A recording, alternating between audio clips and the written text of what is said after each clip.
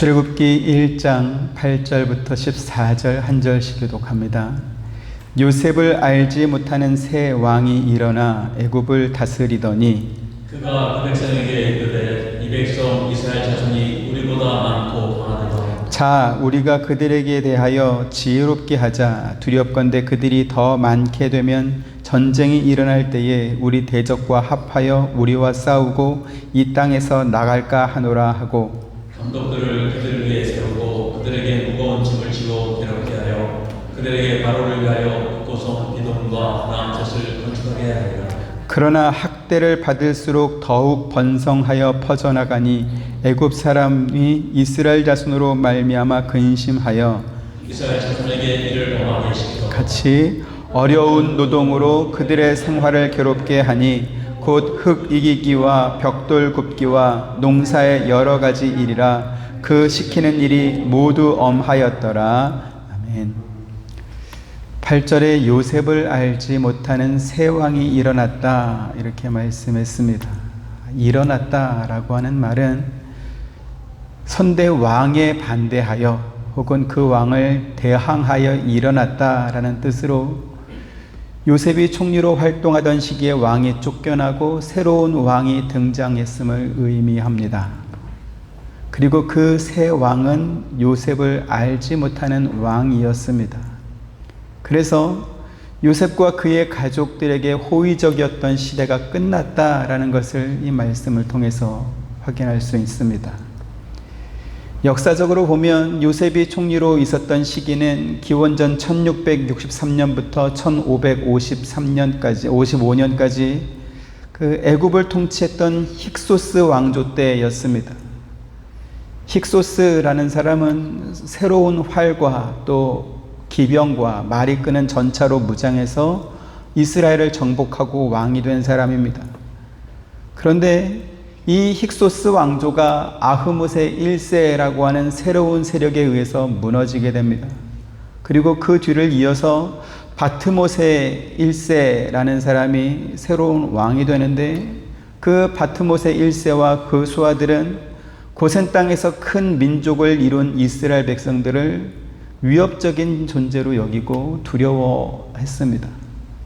왜 그렇습니까?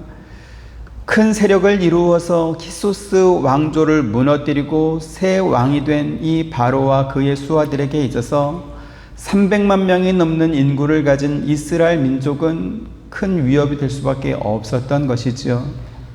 그런데 오늘 본문에는 새로운 왕조를 이룬 사람들이 이스라엘 민족을 위협적으로 여기고 적대적인 세력으로 본 이유가 있었다라고 말합니다. 그것은 바로 요셉을 알지 못하는 새 왕 때문이었다, 이렇게 말하는 것이지요.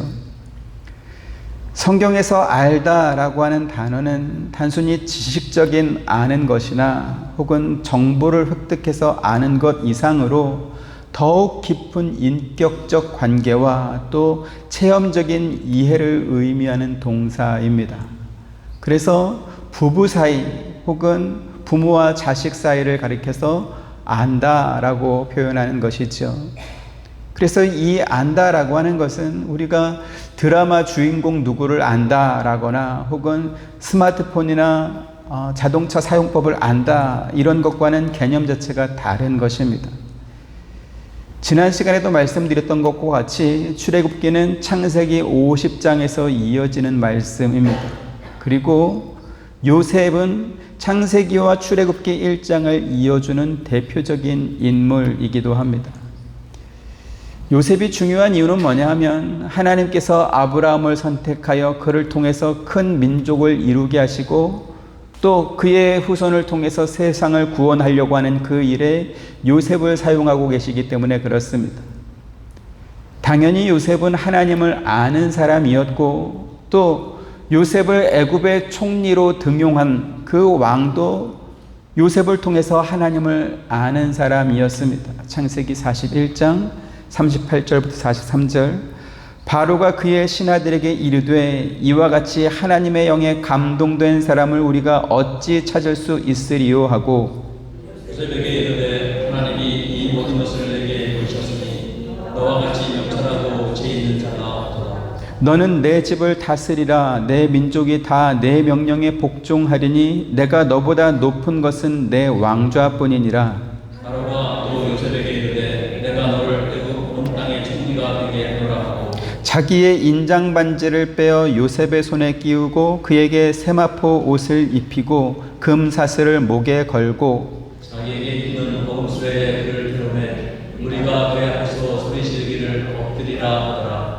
바로가 그에게 애굽 전국을 총리로 다스리게 하였더라. 네, 요셉 시대의 바로 왕은 요셉을 통해서 하나님을 아는 사람이었습니다. 그래서 성경에 요셉을 안다 혹은 요셉을 모른다라고 하는 것은 하나님을 안다 또 하나님을 모른다의 차이인 것이죠. 그리고 오늘 본문에 새 왕이 요셉을 알지 못했다라고 하는 이 말은 하나님을 알려고 하지 않았다, 또 하나님에 대하여 적대적이었다라는 그러한 의미입니다. 그리고 이 해석은 애굽에 10가지 재앙을 내려지게 되는데 결정적인 이유가 되는 것입니다. 출애굽기 5장 1절 2절 보시죠. 그 후에 모세와 아론이 바로에게 가서 이르되 이스라엘의 하나님 여호와께서 이렇게 말씀하시기를 내 민족을 보내라. 그러면 그들이 광야에서 내 앞에 절기를 지킬 것이니라 하셨나이다. 바로가 이르되 여호와가 누구이기에 내가 그의 목소리를 듣고 이스라엘을 보내겠느냐. 나는 여호와를 알지 못하니 이스라엘을 보내지 아니하리라. 네, 바로가 지금 여호와가 누구냐, 나는 여호와를 알지 못한다 이렇게 말하고 있습니다. 이 말은 내가 여호와가 누군지 모르겠다, 지식과 정보 차원에서 모르겠다라는 것이 아니라 여호와를 반대한다라는 뜻입니다. 바로가 여호와 하나님을 반대하는 이유는 분명합니다. 왜요? 그에게 있어서 여호와 하나님은 애굽 땅에서 더부살이하고 있는 이스라엘 민족에 믿는 그러한 이름 없는 신일 뿐이기 때문에 그렇습니다. 만약에 그 여호와 하나님이 정말 참신이고 또 능력 있는 신이었다면 이스라엘 백성들이 그렇게 자기네 땅에 들어와서 더부살이하도록 만들지 않았겠죠. 아마 애굽 전체를 정복하게 만들었을 것입니다. 바로는 그렇게 생각했던 것이죠. 하나님께서 처음 아브라함을 부르신 목적이 무엇이었습니까? 그를 하나님이 주시는 복으로 삼아서 땅의 모든 족속이 아브라함으로 인해서 복을 받게 하시려고 그를 부르신 것이었습니다. 창세기 12장 2절 3절 내가 너로 큰 민족을 이루고 네게 복을 주어 내 이름을 창대하게 하리니 너는 복이 될지라. 너를 축복하는 자에게는 내가 복을 내리고 너를 저주하는 자에게는 내가 저주하리니 땅의 모든 족속이 너로 말미암아 복을 얻을 것이라 하시니라. 네, 하나님께서 당신이 택하신 아브라함을 통해서 땅의 모든 족속에게 복을 주길 원하셨는데, 그런데 하나님을 모르는, 하나님을 대적하는 새로운 왕이 등장해서 하나님께서 땅의 모든 족속에게 복을 주려고 하는 이 일을 적극적으로 막아서는 것입니다. 반대하고 있습니다. 그래서 하나님께서는 그 애굽 왕에게 하나님의 하나님 되심을 보이게 되는 것이죠. 출애굽 7장 4절 5절 바로가 너희의 말을 듣지 아니할 터인즉 내가 내 손을 애굽에 뻗쳐 여러 큰 심판을 내리고 내 군대 내 민족 이스라엘 자손을 그 땅에서 인도하여 낼지라. 내가 내 손을 애굽 위에 펴서 이스라엘 자손을 그 땅에서 인도하여 낼 때에야 애굽 사람이 나를 여호와인 줄 알리라 하시네. 네, 애굽 땅에 10가지 재앙이 내리게 되는 이유가 바로 여기에 있는 것이죠. 지금 여기 5절에도 애굽 사람이 나를 여호와인 줄 알리라 이렇게 말씀하고 있습니다. 애굽 사람이 알게 되는 여호와 하나님은 이스라엘 민족이 아는 여호와 하나님과는 근본적으로 다른 분인 것을 우리가 확인할 수 있습니다. 이스라엘 민족에게 여호와 하나님은 어떤 하나님입니까? 그들을 선택하여 그들에게 복을 주신 하나님입니다. 반면에 애굽 사람에게 여호와 하나님은 어떤 하나님으로 이제 나타나게 됩니까?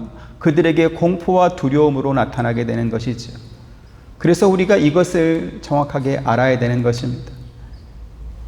요셉이 여호와 하나님을 알고 모세가 여호와 하나님을 알고 이스라엘 족속이 여호와 하나님을 압니다.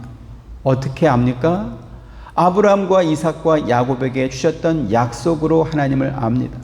그리고 그들이 애굽에서 살아왔던 그 430년 역사 속에서 그들과 함께 하셨던 하나님을 경험적으로 알고 또 실제로 불과 그 430년 짧은 기간에 70여 명 인구가 300만 명의 인구가 되는 크게 번성하게 되고 큰 민족을 이루게 되는 그것을 통해서 하나님을 알게 되는 것입니다.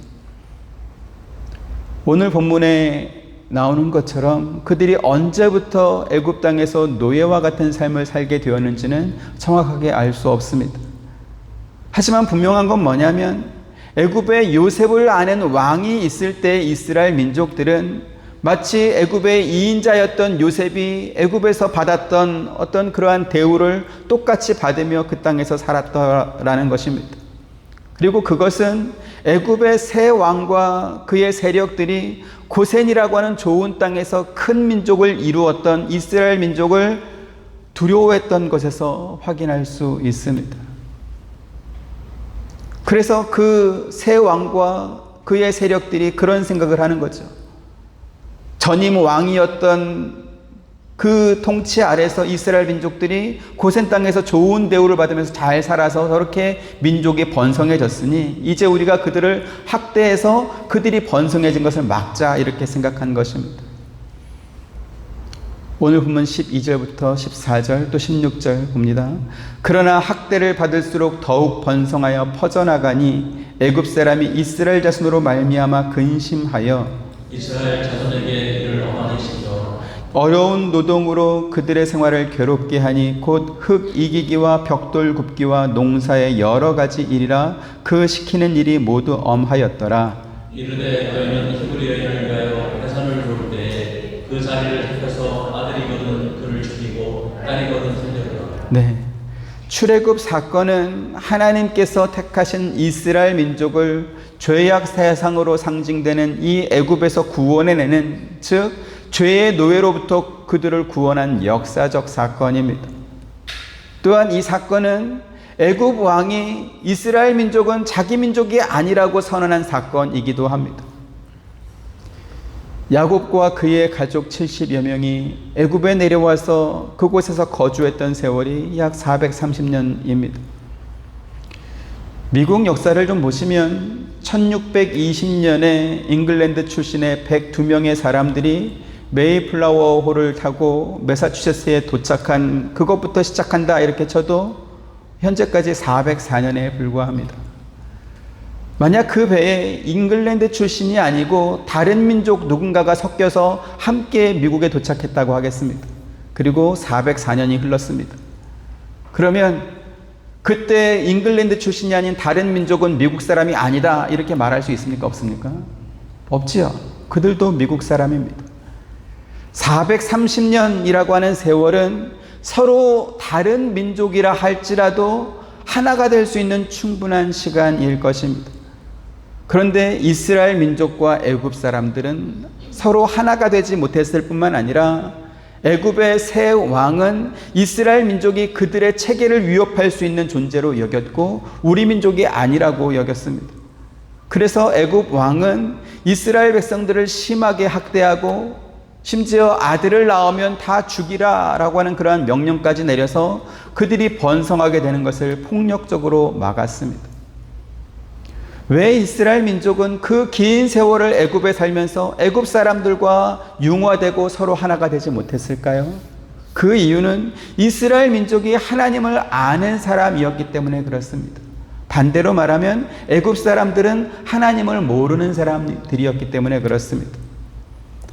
앞서도 말씀드린 것과 같이 성경에서 안다라고 했을 때 그것은 단지 지식이나 정보 차원에서 아는 것이 아니라 특별한 관계와 또 거기에서 만들어진 경험으로 아는 것입니다. 그리고 그 아는 것은 한 편이 되고 또 한 몸이 되었음을 의미하는 것이기도 합니다. 마가복음 말씀 보시죠. 1장 23절부터 26절. 마침 그들의 회당에 더러운 귀신 들린 사람이 있어 소리질러 이르되 나사렛 예수여 우리가 당신과 무슨 상관이 있나이까 우리를 멸하러 왔나이까 나는 당신이 누구인 줄 아노니 하나님의 거룩한 자이다. 예수께서 꾸짖어 이르시되 잠잠하고 그 사람에게서 나오라 하시니 더러운 귀신이 그 사람에게 경련을 일으키고 큰 소리를 지르며 나오는지라. 네, 여기 지금 더러운 귀신은 나사렛 예수가 누구인지 알았습니다. 하나님의 거룩한 자입니다 라는 것을 알았죠. 그런데 그렇게 예수님이 누군지 알았던 그 귀신이 예수님과 한편이었습니까? 아니죠. 뭐라고 말합니까? 우리를 멸하러 왔습니까? 이렇게 묻고 있습니다. 왜 그렇죠? 귀신은 나사렛 예수와는 한편이 아닌, 예수와는 상관이 없는 예수를 반대하는 자였기 때문에 그렇습니다. 예수님이 사역하던 당시에 유대인들은 물론이거니와 그들에게 성경을 가르치고 율법을 가르쳤던 제사장과 바리새인들 또 백성의 서기관들조차도 예수님이 하나님의 아들이신 것을 몰랐습니다. 그런데 귀신은요, 예수님이 하나님의 아들이신 것을 정확하게 알았습니다. 거라사 지방에서 예수님을 만났던 귀신 들린 자들도 예수님이 하나님의 아들인 것을 분명히 알았습니다. 마태복음 8장 28절 29절. 또 예수께서 건너편 가다라 지방에 가심에 귀신 들린 자 둘이 무덤 사이에서 나와 예수를 만나니 그들은 몹시 사나워 아무도 그 길로 지나갈 수 없을 지경이더라. 이에 그들이 소리를 질러 이르되 하나님의 아들이여 우리가 당신과 무슨 상관이 있나이까? 내가 여기 전에 우리를 괴롭게 하려고 여기 오셨나이까? 네, 귀신이 예수님이 누구인지 정확하게 알았습니다. 예수님은 하나님의 아들입니다. 알았죠. 하지만 그들이 예수가 하나님의 아들인 줄 알았기 때문에 예수와 같은 편이었습니까? 그렇지 않습니다. 그래서 예수님을 만난 그 귀신들도 예수님께 뭐라고 말하죠? 우리를 멸하려고 왔습니까? 우리를 괴롭게 하려고 왔습니까? 이렇게 되물었던 것입니다. 그리고 예수님께서 그들에게 나가라 하시니까 돼지떼에게로 들어가서 그 돼지떼의 2,000여 마리가 바다에 빠져 죽게 되는 그러한 일이 벌어진 것입니다. 애굽의 새 왕이 된 바로는 이전의 왕조를 몰아낸 반역에 성공한 왕입니다. 그러한 왕에게 있어 가장 중요한 덕목은 무엇일까요? 이제 자기가 새 왕이 됐으니까 갈등되는 요소를 없애는 것입니다. 그리고 서로 화목하고 화합하고 하나가 되는 것입니다. 그런데 애굽 왕 바로는 당시 애굽의 인구보다 많은 300만 명이나 가지고 있는 그 이스라엘 민족을 학대하는 정책을 펴고 있습니다. 물론 이스라엘 민족이 선대 왕조로부터 좋은 대우를 받으며 산 것은 분명합니다. 그래서 그 새로 왕이 된 그 바로와 이렇게 친밀하지 않을 수도 있을 것입니다. 하지만 그렇다고 해서 자기를 아직 반대하고 있지 않은 그 이스라엘 민족을 적으로 돌릴 이유는 전혀 없지요. 그냥 가만히 내버려도 괜찮지 않겠습니까? 그러나 새 왕은 위험을 무릅쓰면서도 이스라엘 민족을 학대하는 정책을 펴고 있습니다. 왜 그렇습니까? 예수님께서 그 이유를 말하면서 이렇게 하나님께 기도하고 있습니다. 요한복음 15장 14절부터 16절. 내가 아버지의 말씀을 그들에게 주었사오매 세상이 그들을 미워하였사오니 이는 내가 세상에 속하지 아니함 같이 그들도 세상에 속하지 아니함으로 인함이니이다. 내가 부르는 것은 그들을 세상에서 데려가시기를 위함이 아니요 다만 악에 빠지지 않게 보존하시기를 위함이니. 같이 내가 세상에 속하지 아니함 같이 그들도 세상에 속하지 아니하였사옵나이다. 이스라엘 민족이 애굽에 속한 사람이었다라고 한다면 바로가 그들을 학대하지 않았을 것입니다. 하지만 이스라엘 민족은 430년이라고 하는 긴 세월을 애굽에 살면서도 애굽에 속하지 않고 별개의 존재로 남아 있었던 것이죠. 그래서 반역에 성공한 새 왕은 이제 누군가 나를 반대하는 세력이 또다시 등장했을 때 이스라엘 민족이 그들과 연합해서 자기들과 싸운 후에 새로운 나라를 세울까 봐 걱정했던 것입니다. 그래서 오늘 본문 10절에 같이 또 봅니다. 시작. 자, 우리가 그들에게 대하여 지혜롭게 하자. 두렵건대 그들이 더 많게 되면 전쟁이 일어날 때에 우리 대적과 합하여 우리와 싸우고 이 땅에서 나갈까 하노라 하고 이랬습니다. 애굽의 새 왕이 된 사람은 이스라엘 민족이 자기 백성이 되지 않을 것이라는 사실을 알고 있었습니다. 그래서 어차피 내 백성이 되지 않을 것이기 때문에 이스라엘 민족을 학대하는 정책을 폈던 것이지. 예수님도 이와 같은 의미로 이런 말씀을 하셨습니다. 요한복음 15장 18절 19절 세상이 너희를 미워하면 너희보다 먼저 나를 미워한 줄을 알라. 너희가 세상에 속하였으면 세상이 자기의 것을 사랑할 것이나 너희는 세상에 속한 자가 아니요 도리어 내가 너희를 세상에서 택하였기 때문에 세상이 너희를 미워하였느니라. 아멘. 이 말씀이 당황스러운 이유가 있습니다. 그것은 우리는 누구입니까? 우리는 세상을 창조하신 하나님 편에 서 있는 사람들입니다. 당연히 하나님보다 더 강한 존재나 더 강한 세력은 세상 어디에도 없습니다. 근데 문제는 뭐냐면 우리의 현재의 형편이 마치 이스라엘 민족이 애굽에서 학대받으며 살던 것과 같이 우리도 그렇게 형편이 안 좋아 보일 수 있다라는 거죠. 예수 믿어서 복 많이 받고 남들보다 성공해서 보란듯이 떵떵거리며 잘 살고 싶다, 이러한 이야기는 아닙니다. 하지만 그렇더라도 적어도 힘들고 비참하게 사는 일은 없어야 되지 않겠습니까? 예수 잘 믿는 우리가 세상에서 괄시받으며 살게 된다면 그게 어떻게 하나님께 영광이 될까요?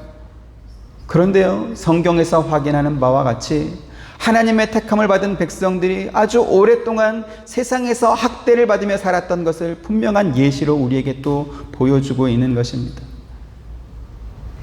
오늘 우리가 읽은 출애굽기 말씀뿐만 아니라 예수님 당시와 또 초대교회 성도들도 학대를 받으며 살았고요.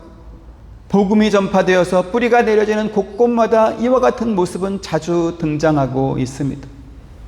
그래서 바울은 그와 같이 박해받는 성도들에게 믿음의 확신을 주기 위해서 히브리서를 기록하여 주기도 했습니다.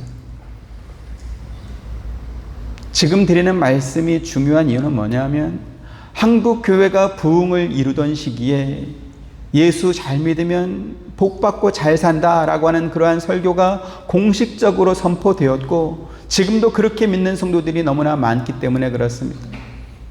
그래서 함께 신앙생활하는 누군가가 예상 못한 어려움을 겪거나 집안에 우환이 떠나지 않고 계속될 때 저 집은 믿음이 없어서 그런 거다, 이렇게 쉽게 단정짓고 판단하는 사람들이 있습니다. 그분들은 지난 시간에 말씀드린 바와 같이 마치 욥을 찾아왔던 그 친구들처럼 하나님이 까닭없이 재난을 주겠냐, 하나님은 그런 분이 아니다 라고 하면서 회개를 촉구하거나 혹은 당신의 믿음이 더 좋아져야 된다라는 식으로 조언하면서 더 믿음 생활 열심히 해라, 이렇게 말하기도 하는 것이죠. 고린도 교회 성도들이 바울의 사도됨을 인정하지 않았던 이유도 이와 똑같습니다. 바울은 자기 몸에 예수의 흔적을 가졌다라고 말할 만큼 그가 사역하는 내내 고난과 핍박을 받았고 춥고 배고프고 헐벗은 그러한 생활을 할 만큼 가난하게 살았습니다. 그렇다 보니까 고린도 교회 성도들은 야, 바울이 정말로 하나님의 사도라면 마치 하나님께 버림받은 자처럼 저렇게 될 수 없을 것이다 라고 하면서 바울을 사도로 인정하지 않으려는 그러한 무리들이 있었던 것이죠. 그러면 그 많은 고린도 교회 성도들이 바울을 사도로 인정하지 않았기 때문에 바울은 하나님의 사도가 아니었습니까?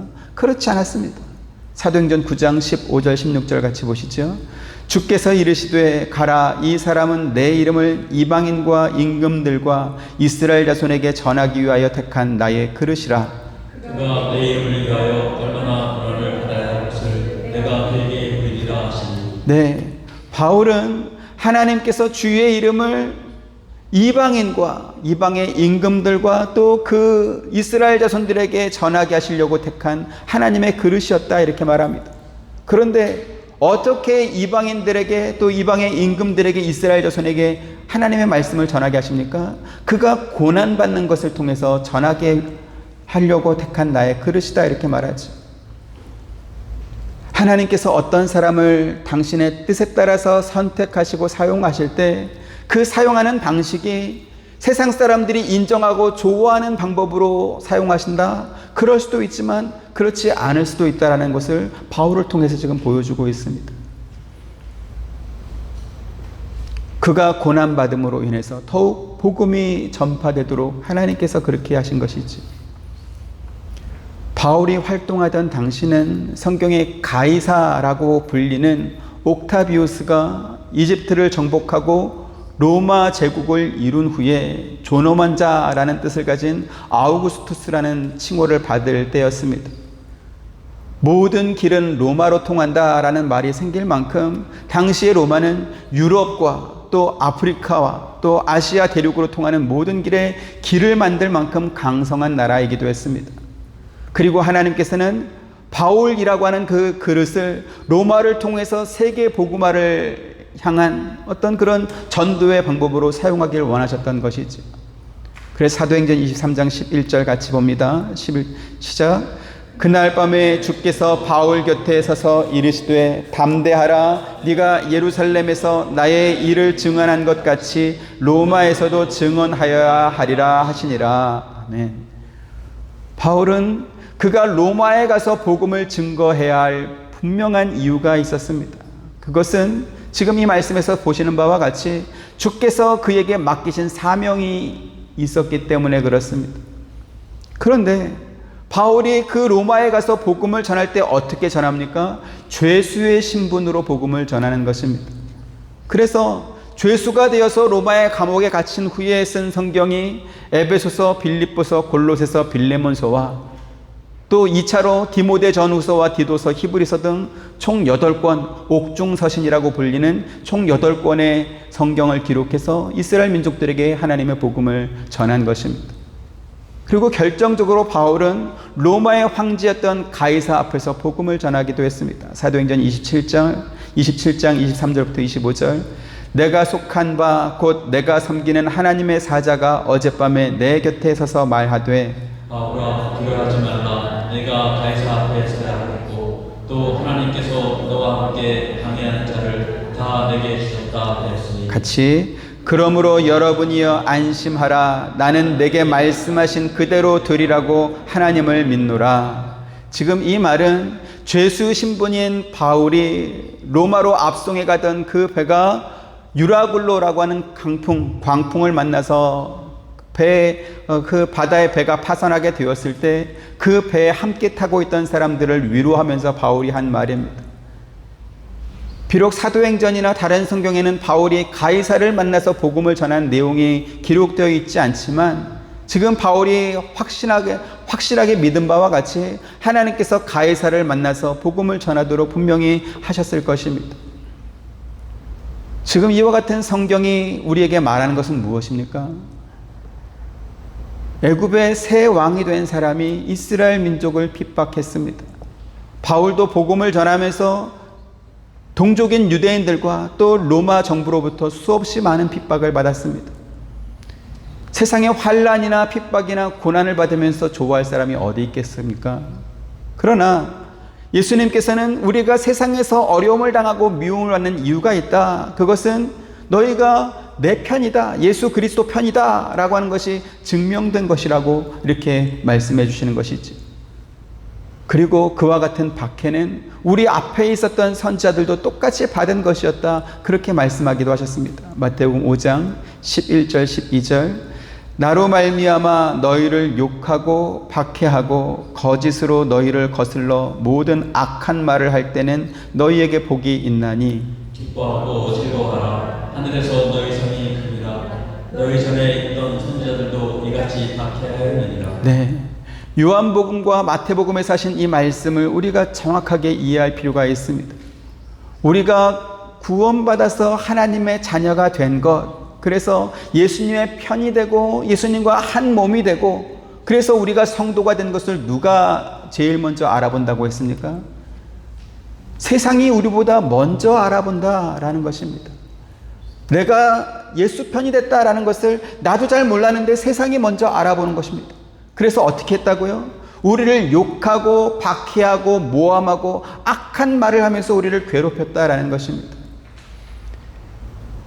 세상이 이렇게 우리를 왕따시키고 또 괴롭히는 바람에 이제 우리는 깊은 고민을 하게 되는 것이죠. 어떤 고민을 합니까? 나는 왜 이럴까? 도대체 뭐가 잘못된 것일까?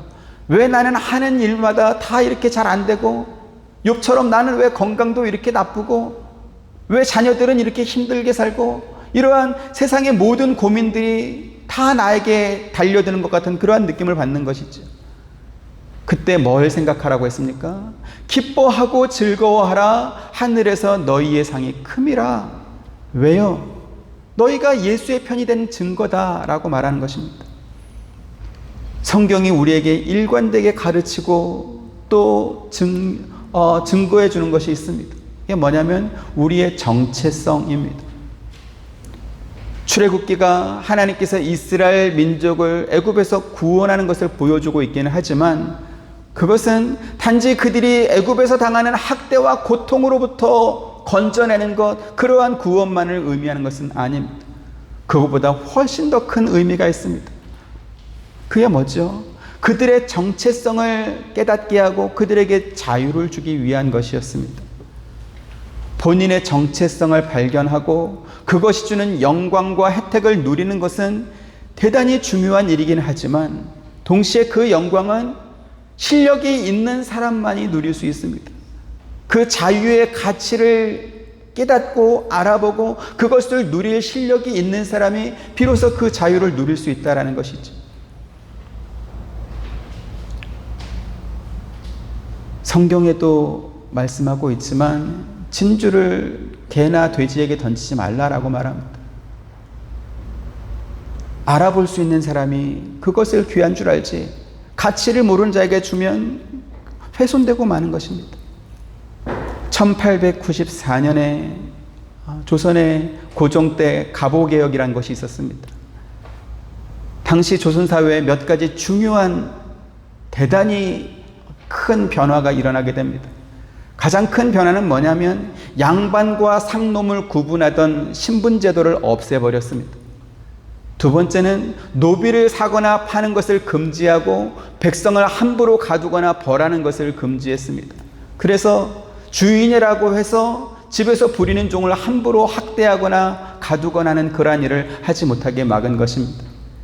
세 번째로는 여성의 지위를 인정해줘서 남편 없이 홀로 사는 그 과부들에게 재혼을 허락해 주었습니다. 그 외에도 학교를 세워서 이제는 양반뿐만 아니라 누구라도 학교에 와서 공부해서 능력에 따라서 정부의 관리가 될 수 있도록 허락했습니다. 그리고 공식 문서에 한글을 사용하게 했습니다. 이와 같은 많은 개혁들을 200개가 넘는 개혁을 갑오개혁 때, 제가 볼 때는 갑오경장 때 있었던 그러한 일입니다. 그런데요, 참 안타까운 일이 벌어집니다. 뭐냐 하면 그 갑오개혁이 백성들의 지지를 받지 못했다라는 것입니다. 그 개혁으로 인해서 직접적인 혜택을 받는 상놈과 노비개혁 그 계층의 사람들조차도 이 갑오개혁을 용납하고 받아들이지 못한 것입니다. 너무나 급진적인 변화가 갑자기 생기다 보니까 충격을 받고 그것을 거부하고 반대하는 그러한 일이 있었던 것이죠. 실제로 갑오개혁은 1894년도에 일어났지만, 그러나 해방이 된 이후에도 그 신분제는 이미 벌써 50년 전에 없어졌음에도 불구하고 광복 이후까지 상당수 노비들이 돈을 받고 부잣집에서 자발적으로 노비 생활하는 그러한 사람들이 있었습니다. 그런데요, 출애굽해서 광야에 나왔던 이스라엘 백성들에게서도 이와 똑같은 모습이 발견되고 있습니다. 이미 그들에게 법적인 자유가 주어졌지만 그 자유의 기쁨을 누리고 그것을 영광스럽게 여기기보다는 그들이 애굽에서 살면서 주인이 주는 음식을 먹을 때가 좋았다라고 하면서 하나님을 원망한 것입니다. 민수기 11장 4절부터 6절, 그들 중에 섞여 사는 다른 인종들이 탐욕을 품음에 이스라엘 자손도 다시 울며 이르되 누가 우리에게 고기를 주어 먹게 하랴. 우리가 애굽에 있을 때에는 값없이 생선과 누이와 자매와 우추와 파와 마늘들을 먹은 것이 생각나는 같이 이제는 우리의 기력이 다하여 이 만나 외에는 보이는 것이 아무것도 없도다 하니 이랬습니다. 그들이 애굽에서 먹던 음식들은 정말로 돈 없이 값 없이 먹을 수 있었던 것이었을까요? 오늘 본문 13절 14절은 이렇게 말합니다. 이스라엘 자손에게 일을 엄하게 시켜 어려운 노동으로 그들의 생활을 괴롭게 하니 곧 흙이기와 벽돌 굽기와 농사와 여러 가지 일이라 그 시키는 일이 모두 엄하였더라. 네, 이스라엘 자손에게 일을 엄하게 시켰다. 그 시키는 일이 모두 엄하였더라. 잔혹하게 혹사하고 학대했더라. 이렇게 말씀하고 있습니다. 그런데 왜 이스라엘 자손들은 우리가 애굽에 있을 때는 값없이 생선과 오이와 참외와 부추와 마늘과 이런 것들을 먹었다 이렇게 생각했을까요? 그때는요, 그들이 생각이란 걸 할 필요가 없었습니다. 자기들이 일한 노동의 대가가 얼마인지, 그들의 일당이 얼마인지, 그들의 월급이나 연봉이 얼마인지, 자기들의 노동의 가치가 얼마인지 생각할 이유가 없던 거죠. 주인이 시키는 일을 하고 그리고 주인이 음식을 주면 그거 먹으면 됐습니다. 생각이란 게 필요가 없었던 것입니다. 그게 정말로 값없이 공짜로 얻은 것입니까? 그런데 오랫동안 노예 생활을 하다 보면 그렇게 되는 것입니다. 자유는 그것을 사용하고 누릴 실력이 있는 사람에게 유익한 것입니다. 실력이 없으면 오히려 그 자유가 짐이 되고 불평이 되고 또 나태해지게 되는 것입니다. 출애굽한 이스라엘 백성들의 모습이 바로 그와 같았습니다. 이스라엘 자손이 출애굽할 수 있었던 이유가 뭡니까? 전적인 하나님의 능력과 은혜로 그들이 출애굽했습니다. 마찬가지로 우리가 받은 구원도 오직 하나님의 은혜로, 오직 예수 그리스도의 대속의 은혜로 우리가 구원받은 것입니다. 로마서 6장 1절 같이 보시죠. 시작. 그런즉 우리가 무슨 말을 하리요? 은혜에 더하게 하려고 죄에 거하겠느냐? 지금 바울이 이렇게 물어보고 있죠. 지금 왜 바울이 이와 같은 말을 하는가 하면 우리가 받은 구원이 인간의 노력이나 공로 없이 하나님께서 은혜로 주신 것이다. 예수께서 혼자서 우리의 죄값을 다 치룬 것이다. 이렇게 말하자 사람들이 이렇게 되물었기 때문에 그렇습니다. 야, 그럼 우리가 뭐 할 일은 없겠네. 우리가 아직 하나님을 알기도 전에 하나님께서 우리를 택해서 모든 죄를 다 용서해 주셨고 우리를 구원해 주셨으니까 이제 우리 마음대로 살아도 되겠네. 이렇게 나가버린 것입니다.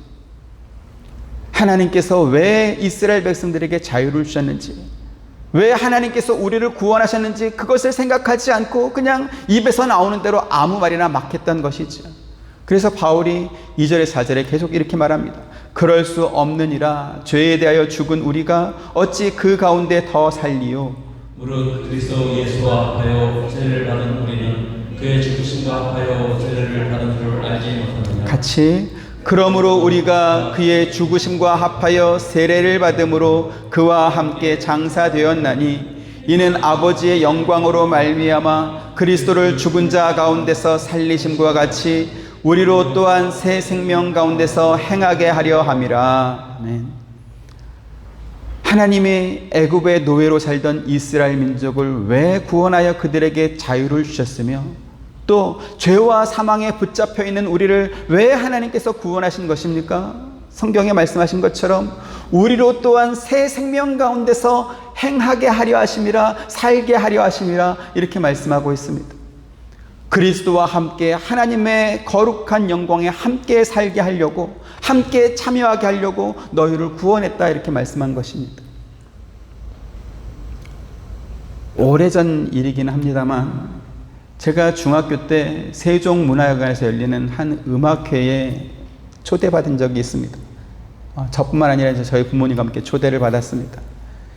태어나서 처음으로 세종문화회관이라고 하는 그 안에를 들어갈 기회가 생긴 것입니다.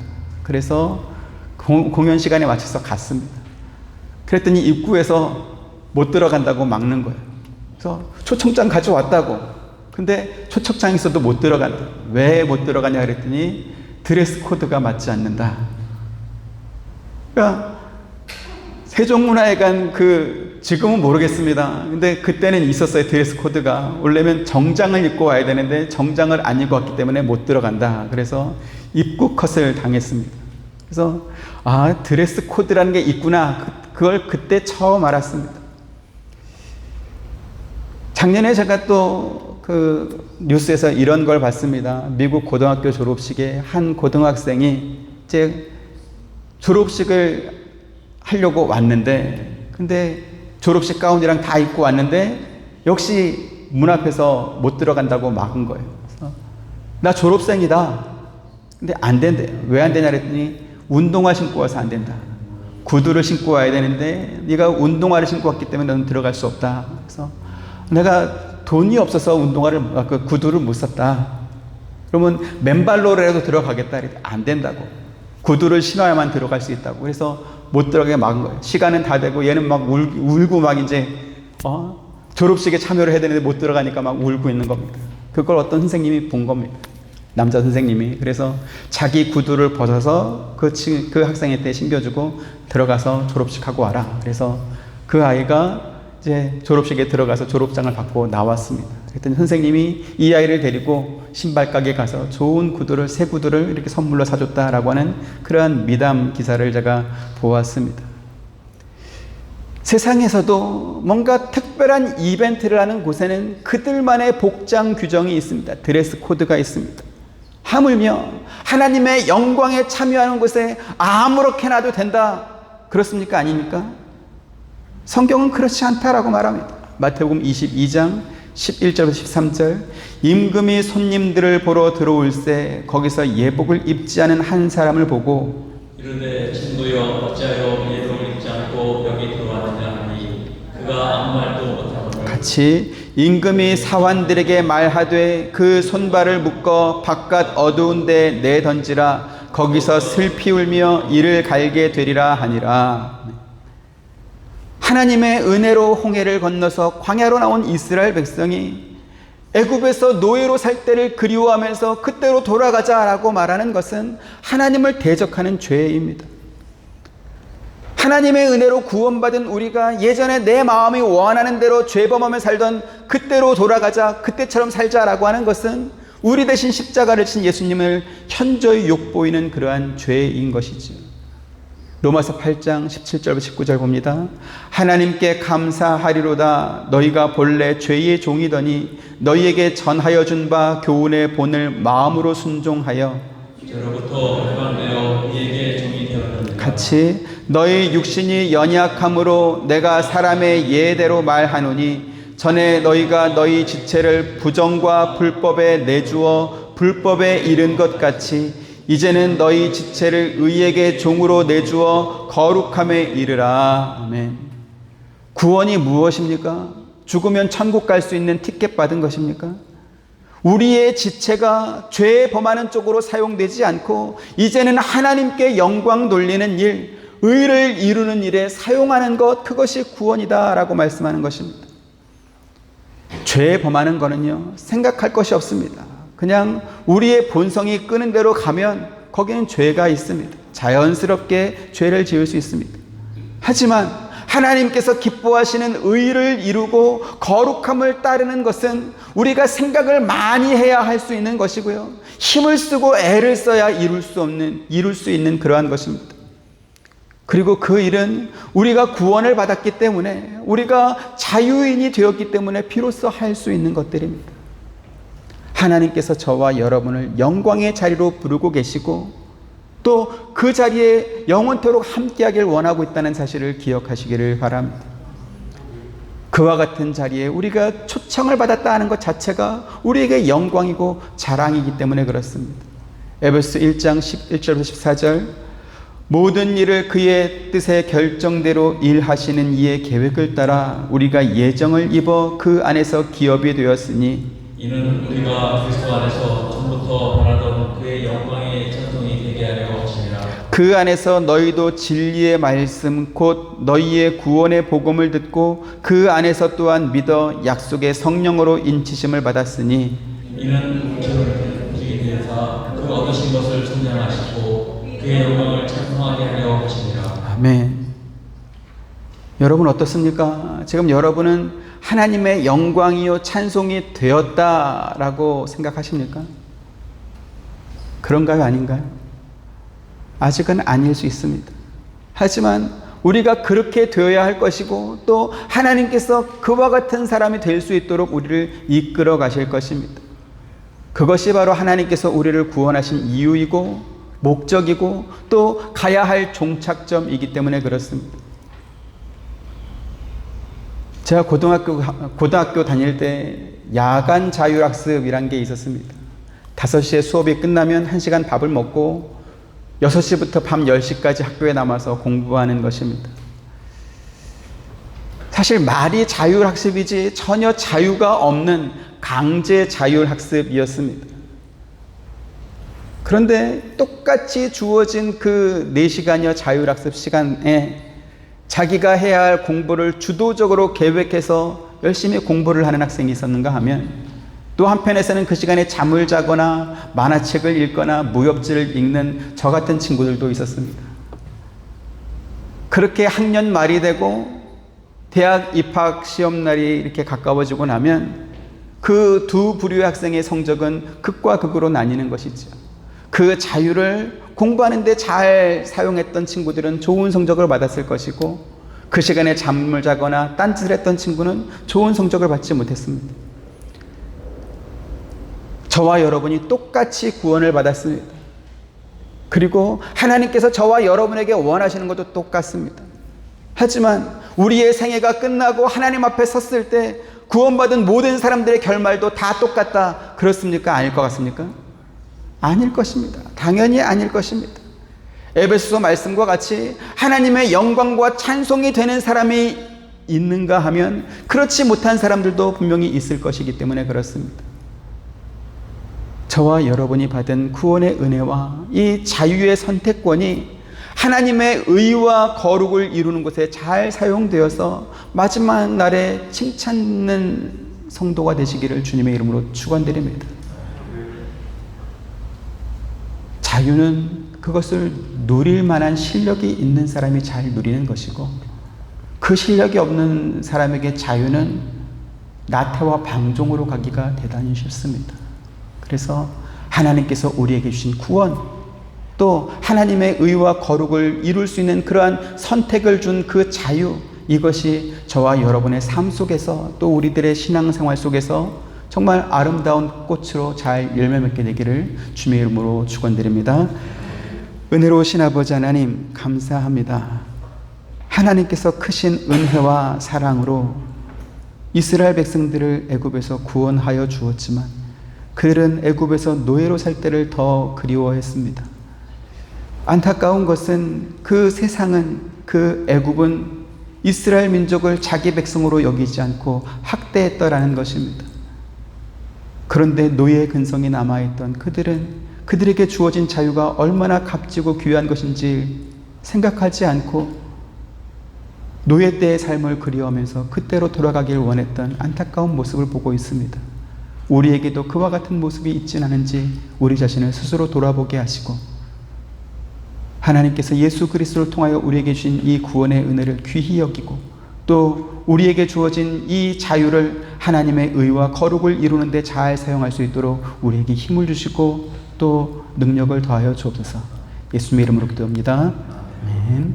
지금은 우리 주 예수 그리스도의 은혜와 하나님의 크신 사랑과 보혜사 성령님의 감화감동 교통하심이 주의 말씀을 듣고 주께서 허락하신 이 자유를 따라 잘 살길 원하는 사랑하는 모든 성도님들의 머리 위에와 가정과 생업과 하시는 모든 인류 가운데 지금부터 영원토록 있기를 축원하옵나이다. 아멘.